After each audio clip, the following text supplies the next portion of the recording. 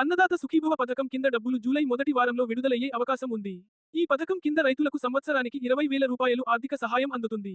ఇందులో కేంద్ర ప్రభుత్వం పీఎం కిసాన్ పథకం కింద 6,000 రూపాయలు, రాష్ట్ర ప్రభుత్వం అన్నదాత సుఖీభవ పథకం కింద 14,000 రూపాయలు అందిస్తాయి. ఈ డబ్బులు 3 విడతలుగా రైతులకు పంపిణీ చేయబడతాయి. మొదటి విడత జూలై 2025లో 7,000 రూపాయలు, రాష్ట్రం నుండి 5,000 రూపాయలు ప్లస్ కేంద్రం నుండి 2,000 రూపాయలు.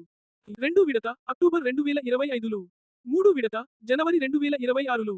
దాదాపు 47.77 లక్షల మంది రైతులు ఈ పథకానికి అర్హులుగా గుర్తించబడ్డారు.